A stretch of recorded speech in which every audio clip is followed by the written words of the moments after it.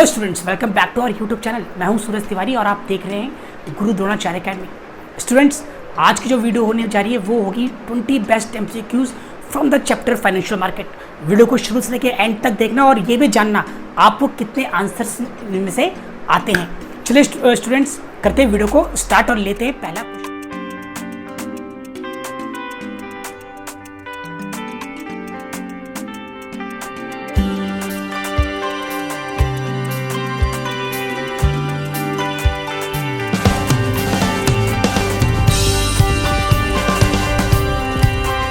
आज का पहला क्वेश्चन है वो है which of the following statement is not true with regards of treasury bills. इसके ऑप्शंस है are issued in the forms of promissory note, option B they are highly liquid and have assured yield, option C they carry high risk of default और option D they are available for minimum amount of 25,000 and multiple thereof. Student, एक question तो बड़ा easy है यार। इस question में बोला गया है कि ट्रेजरी बिल के बारे में क्या बात इनमें से सही नहीं है। तो जो नहीं है वो है दे carry high risk of default. Students, treasury bill में जो डिफॉल्ट का रिस्क होता है वो होता है जीरो। डिफॉल्ट का मतलब होता है कि क्या ऐसा चांस कभी हो सकता है कि इससे पैसे ना मिले।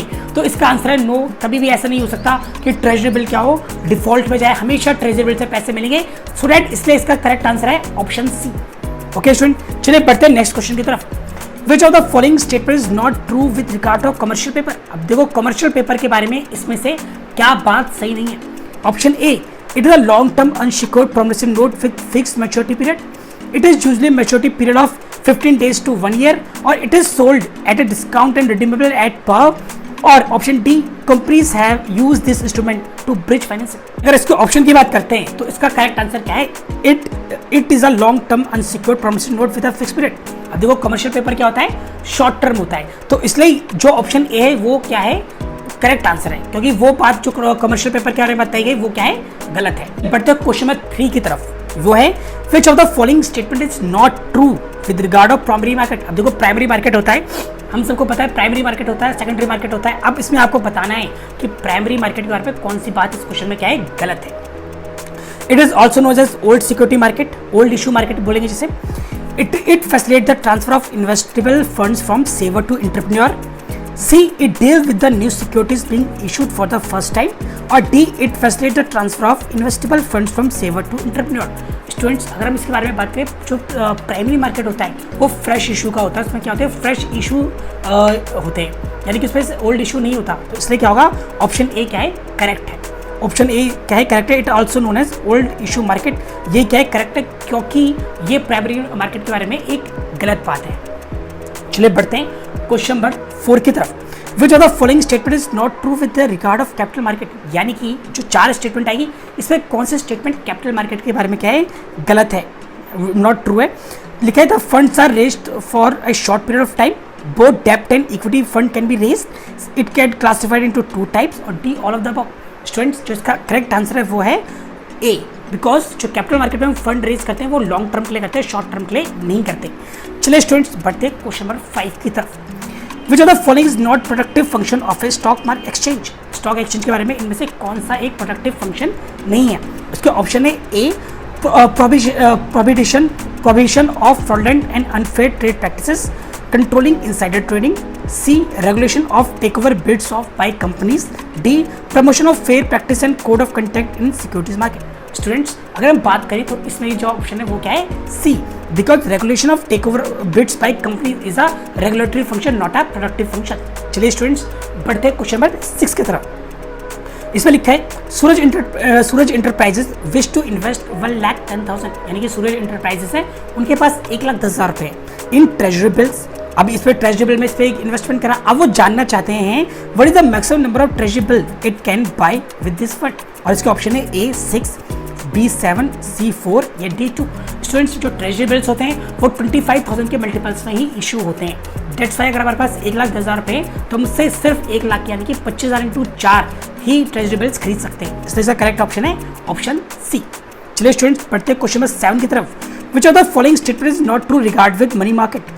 अब इसमें क्या क्या बोला गया है, option A, it involve low market risk, B, it situated in a specific location, C, deal in unsecured and short term डेब्ट instrument, D, the instrument trader are highly liquid. Student, जो इसका करेक्ट आंसर है वो है option B, because जो money market होता है वो सिर्फ एक सिचुएशन में, एक प्लेस में सिचुएटेड नहीं होता, वो मल्टीपल जगह होता है, यानी कि इसलिए इसका करेक्ट आंसर क्या, ऑप्शन बी।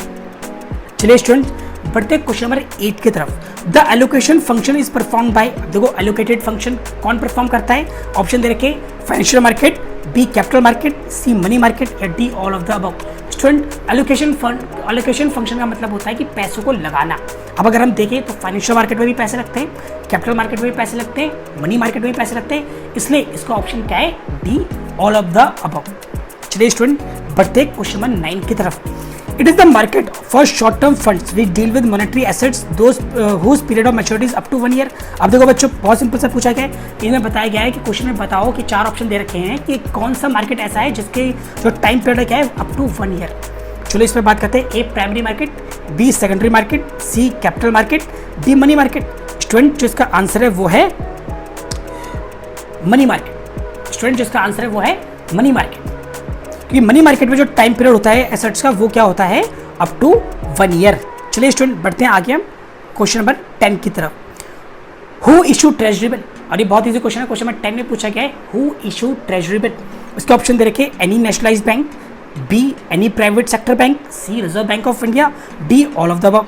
स्टूडेंट तो इसका आंसर क्या है, इसका आंसर है D Reserve Bank of India. जो ट्रेजरी बिल होता है उसे इशू करता है रिजर्व बैंक ऑफ इंडिया। इसको मार्क कर देना, इंपॉर्टेंट क्वेश्चन है काफी। चलिए क्वेश्चन नंबर 11 की तरफ बढ़ते हैं। अब क्वेश्चन नंबर 11 जो आया है वो है, सपोज ये थोड़ा केस स्टडी वाला है इसलिए ढंग से समझना। Suppose investor purchase 91 days treasury bill with a face value of 2 lakh, 2 lakh उसकी फेस वैल्यू थी और उसने से परचेज करा 1,92,000 पे। By holding the bill until the maturity date the investor receive 2 lakh. What is the amount of interest received by him. Simple सी बात है स्टूडेंट्स कि एक आदमी है उसने ट्रेजरी बिल लिया, 2 लाख का लिया, फेस वैल्यू इसकी 2 लाख थी, लेकिन लिया उसने 1,92,000 में। अब जब उसका मैच्योरिटी पीरियड आएगा ना तो उसको 2 लाख रुपए मिलेंगे। अब इस क्वेश्चन में पूछा गया है कि भाई उसको इंटरेस्ट कितना मिला। सिंपल सा क्वेश्चन है, हम क्या करते हैं, हम करेंगे जो इसका मैच्योरिटी अमाउंट होगा उससे माइनस करेंगे उसके हम परचेज वैल्यू, तो हमें मिल जाएगा इंटरेस्ट। और इंटरेस्ट कितना आएगा, 8,000। इसमें ऑप्शन में दे रखा है ए 8,000, बी 80,000, सी 3,92,000 या डी 2 लाख। तो स्टूडेंट इसका जो करेक्ट आंसर होगा वो होगा ए 8,000। चलिए स्टूडेंट बढ़ते क्वेश्चन नंबर 12 की तरफ। It is the method by which bank borrow from each other to be able to maintain the cash reserve ratio. देखो बैंक भी आपस में बोरोइंग करते हैं। इसके ऑप्शन दे रखे A commercial bill, B commercial paper, C call money या D none of the above. तो स्टूडेंट्स इसका आंसर है वो है सी कॉल मनी। जो बैंक होते हैं जब आपस में बोरो करते हैं पैसों का तो किसके थ्रू करते हैं, कॉल मनी के थ्रू। चलिए स्टूडेंट बढ़ते आगे क्वेश्चन नंबर 13 की तरफ। क्वेश्चन नंबर 13 आया, लिखा है, चलिए बढ़ते आगे क्वेश्चन नंबर 13 की तरफ। लिखा है it is a short term negotiable self liquidating instrument which is used to finance credit sale of the firm. अब देखो भाई फर्म्स भी आपस में क्रेडिट सेल करते हैं तो उनके जो शॉर्ट टर्म जो बोरिंग करते हैं वो किसके थ्रू करते हैं। इसमें ऑप्शन है A commercial bill, B commercial paper, C call money या D none of the above. Student अगर हम इसकी बात करें तो इसका आंसर है वो है कमर्शियल बिल। स्टूडेंट जो आपस में जो बिजनेस बोरो करते हैं वो किससे करते हैं, कमर्शियल बिल से। चलिए स्टूडेंट बढ़ते क्वेश्चन नंबर 14 की तरफ। वो है the capital market consist of. Capital market में क्या क्या आता है, A development bank, B commercial bank, C stock exchange या D all of the above. Student जो इसका आंसर है वो है ऑल ऑफ द अबव, क्योंकि जो कैपिटल मार्केट होता है उसमें ये सब चीजें आती हैं, इसलिए इसका आंसर क्या है, ऑल ऑफ द अबव। चलिए बढ़ते क्वेश्चन नंबर 15 की तरफ। ठीक है, a company can raise capital through primary market in the form of. अब देखो कैपिटल मार्केट जो कैपिटल होती है वो किससे रेज कर सकती है, primary, A equity shares, B preference share, C debentures या D all of the above. Student देखो जो प्राइमरी मार्केट होता है वो फ्रेश इशू का मार्केट होता है और फ्रेश इशू में हम प्रेफरेंस शेयर भी इशू कर सकते हैं, इक्विटी शेयर भी इशू करते हैं और डिबेंचर्स भी इशू कर सकते हैं। दैट्स व्हाई इसका आंसर होगा डी ऑल ऑफ दीज। चलो स्टूडेंट्स बढ़ते हैं क्वेश्चन नंबर 16 की तरफ। Under this method of flotation in primary market, a subscription is invited from general public to invest in the securities of the company through issue of advertisement। अब देखो भैया जब क्या होता है कि जब प्राइमरी मार्केट में किसी कंपनी को शेयर वगैरह कुछ इशू करने होते हैं तो वो क्या करती है, वो हमें अब जिसमें बताना है। वो उसका ऑप्शन है A private placement, B offer through prospectus, C offer for sale या D all of these. Student इसका आंसर है वो है ऑफर थ्रू प्रोस्पेक्टस।